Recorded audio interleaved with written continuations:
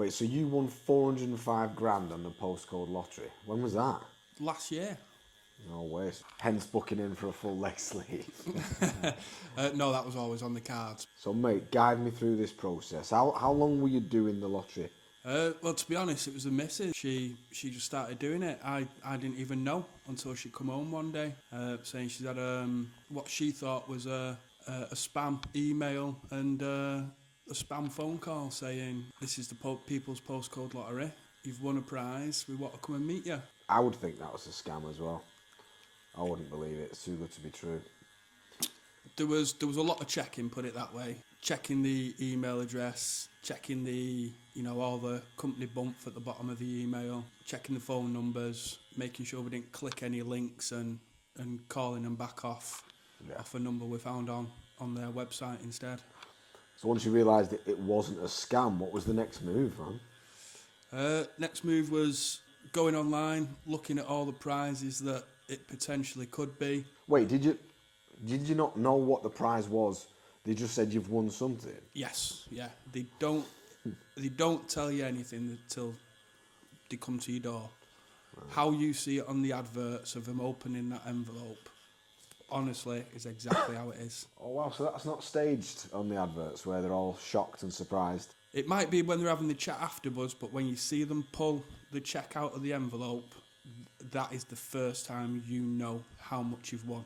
So it is one. How many people were on your street that played it? How many won? We were fortunate. There's only 7 houses on our street, but we were the only ones that played it. So what was it like when this big team of people in red outfits stormed your house with a giant cheque in a bag and all your neighbours come out? Fortunately, they all work in the day. Oh, is it in the daytime? Yeah, right. So it was about 10 o'clock they come, so everyone else had gone to work.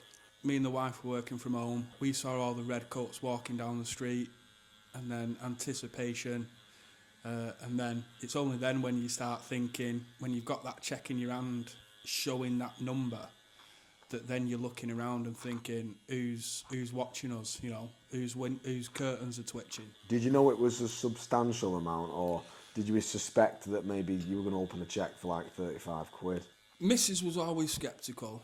In my head, I was going, they ain't going to come to your house for anything less than 10 grand. I didn't think we would ever be lucky enough to win the Millionaire Street, so in my head I had 10, 30 grand, which don't get me, still a substantial amount of money, but Mrs. she thought they were going to turn up with, I don't know, an air fryer or something. She was really, really sceptical about it all, up until she pulled the cheque and burst into tears pretty much. Wow, it said 405,000 quid on it, that's mega. Yeah. So, in the timeline, the people in the red coats leave, you've got this cheque for 405 grand, on a regular Tuesday morning at 10 a.m. What sort of happens next? A couple of them stay. They go through sort of certain legalities of it. They give you contact numbers for financial advisors and people who can help you out, because really it's a life-changing amount of money. We wouldn't know what to do with that. And then when they leave, you kind of sat with your own thoughts and knowing that you've got to wait another 3 weeks before the money drops into your bank. So it's almost like letting it all sink in. And even then it was a case of, no, it's not real. Until you saw, I think the missus went to the cash machine and took a photo of what the balance was and sent it me. Yeah. A couple of weeks later, and I got goosebumps for you, mate. Like I can just imagine that moment. Like no disrespect, just like ordinary working class people who've grafted their whole lives, who've navigated all these challenges. Next minute, you just got this fucking gift from God that you just got all this dough in your bank. Like it's exciting thinking about it. It is. It's also daunting as well, though. I mean, for us, we felt like a sense of responsibility to do the right thing with it. That opportunity doesn't come every day. So we wanted to try and make the most of it, help the nearest and dearest out and everything, and make sure we had a future. It would have been dead nice to go and buy, a couple of nice fancy cars, a couple of Range Rovers on drive or something, but then what have you got left to show? Yeah, then what? So yeah, most people instantly, it's like you pull a cheque out, it's got 400k on it. You think, what am I buying with this? You know what I mean? What do I get now with this? And I think it's really good that the organisation, the People's Postcode Lottery, they offer you financial advice, because I think I've read a few times that there's a substantial number of lottery winners that end up committing suicide because they just cannot cope. It becomes their identity, and they've not formed that identity over time. And they get treated differently off people, and it just ruins their lives. And there's an even bigger amount of lottery winners that also end up broke again. You know, working class people are not educated about money. It's not part of the system, is it, for us to know what to do with money when we get it? So that's good that they did that. So did you follow their financial advisor's advice? My mum and dad are both retired, and they had their own financial advisor, and we'd spoke with them, also told us what they could help and do with us, but because it was somebody looking after someone we knew within the family, we felt we could trust them. We had a plan. We didn't want to spend anything. We were scared of spending money. Right, okay, it's interesting, mate, yeah. Because everybody wants it, but then they've also got an idea of what they would do if it happened, but they really, until it does happen, you've no idea, have you? No. And that it showed to us when it did happen, anything that we would ever talk about before, what if we won this, what if that, when it came to it, that all went out the window, and it's like, we don't know what to do, we want to be sensible with this. Right. I think before we actually spent the first bit on a new kitchen, I think we'd already had 5 meetings with the financial advisor. So what's next then? The money's cleared after, I think you said 28 days. Yep, 4 weeks, yeah. You've got it sat, I'm assuming, in one bank account. Yes. Along with your wages going into the same one bank account with the same one, banking branch. And then the financial advisor has given you what advice? Basically, to protect yourselves, if any of the banks collapsed, you're only insured for £80,000. Split it up into not just different bank accounts, but with different banks. Yeah. So what you're saying is the banks, if a bank was to go under, if you've got any more than 80,000 quid in your account, they can't guarantee anything over that. So if you put 400 in, you're only getting 80 if it goes under. Yeah, and that's all accounts within that one bank provider. So what you're actually doing here as a couple is you're moving your mindset from wealth creation, which is what a lot of people are chasing. They want to make more money, to actually wealth management.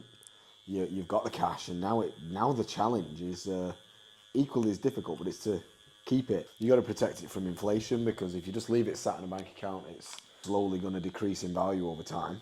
But I guess you've also got to protect it from, leeches. The Postcode Lottery is public, and I've seen the video of you. They show up to your door, your faces are there. They shared it on your Facebook page, and so people know you've made this money now. What was that like to navigate that people in your area and your family and your friend groups all know you've just made a ton of money? And interestingly, you didn't actually work for it. You got it. It was lucky. All of the family, both sides of the family, were sort of like over the moon for us. They knew of all the hardships we've had in the time that me and the missus have been together. So they were all over the moon for us, and were like, go enjoy it, do what you need to do. Most friends were the same. There were a couple of leeches, which you're always going to get, unfortunately. But I'm not going to give them sort of like the time of day. The street, fortunately, all our neighbours were really, really good about it. I remember first time walking into the local shop and the shopkeeper going, "I've seen you on the telly." and talking to me in front of a load of people in the shop. What was that like? Was it awkward? It was, yeah, because you kind of got the feeling as, oh, is everyone going to go, oh, you're paying for my shopping then, sort of thing. But it didn't happen. It was awkward. And let's just say we try and go to a different shop now. Yeah.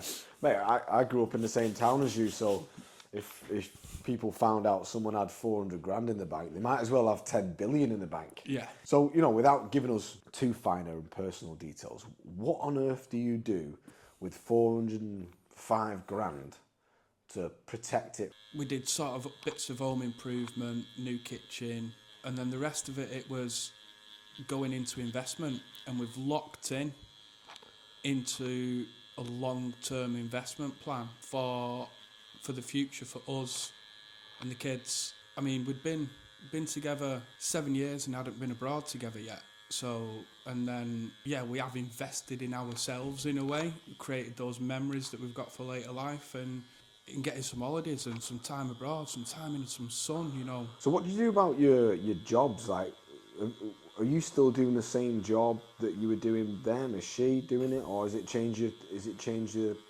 career paths as well? No, we're both still doing the same jobs. If I'm completely honest, killed a little bit of my ambition, because it's this money that you've always been working for your whole life, and then it's been dropped on you in one go. I didn't have the sense of I've made it, but I've had the sense of I don't need to work every day to be financially secure. We were financially secure, so it didn't give me the push. So it set me back a year or so. Yeah, that's really interesting. That it obviously can change your life for the better, but it can also who'd have thought that it can have a negative impact? You wouldn't, would you? But I completely get it, because, like I said, when I've had really big amounts of money in the past, and I don't do this anymore, but I would then rest on that for a bit and slow down. But then that money always whittles away, or it gets invested somewhere else, and then you find yourself back into the same position you're in, and then you think, shit, like I've not been working as hard as I should do. So yeah, I've learnt the same as you, is to just never stop. You need to get back to it, because in the grand scheme of things, 400 grand, mate, it could be spent in a day. Yeah. It? If you hadn't have seen financial advisor, or even worse, let's say, for example, you and your missus were on different pages with what you wanted to do with that money. You went, you know what, we'll just split it then.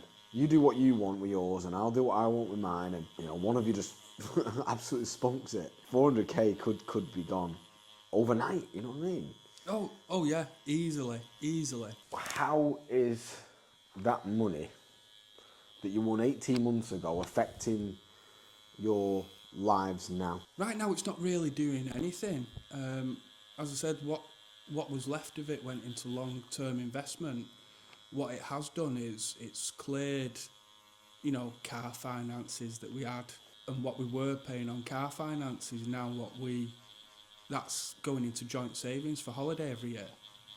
So I suppose it's created us to be able to make a new memory, a new holiday every year, because we're both sensible, and we don't want a brand new top of the range car every year.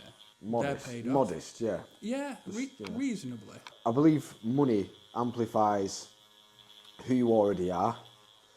I think if you see a rich person who's being an arsehole, like, they're not an arsehole because they're rich. They were an arsehole anyway. It's just that they were not in a position to be an arsehole to everybody, and then they get rich, and then they feel like they can be an arsehole to everybody.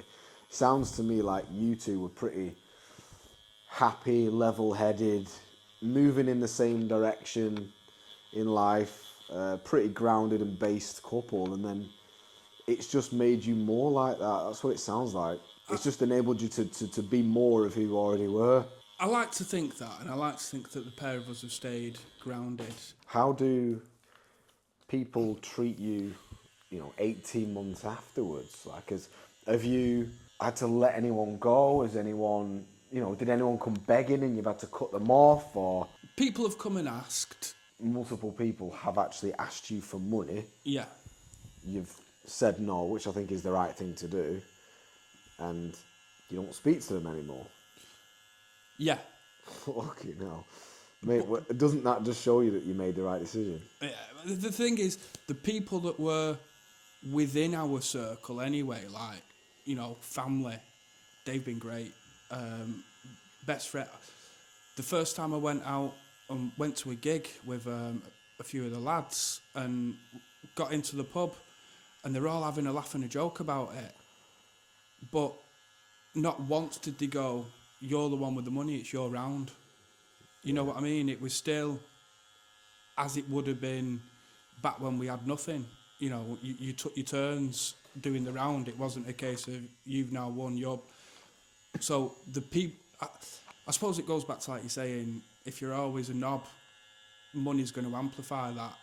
If you surround yourself with the right people, whether you've got the money or not, it's going to amplify the fact that you know you've got the right people around you. I wish that we hadn't have let it go public, only because of some of the people asking and some of the negative comments. I mean, we both still do get it in a work environment from other colleagues, especially come round pay review. Well, what do you need a pay rise for? You've won 400 grand. Well, that 400 grand is irrelevant of that. You know, you've come here to work, you've come here to climb a ladder, you've come here to try and better yourself. You're entitled to that annual pay rise if you've done your job right, and we have. So from hindsight, I wish we hadn't, just so that you don't get those negative comments. Can you receive that prize anonymously? Yeah, so when they spoke to us, when they were there, they give us the option, and at the time we were like, with the good that the Postcode Lottery try and do and the way that they give to so many charities, we thought, no, it's a good thing they're doing. Why not let them put the name out there and the story out there, so that they can carry on advertising the fact that people win and helping those charities. So they asked us, do you want to? We were happy with it. Yet in hindsight now, only because of some of the negative comments and some of people that weren't even necessarily closest friends asking for stuff, that's why I wish we hadn't have said yeah. Oh, they'll let you keep the cheque as well, by the way.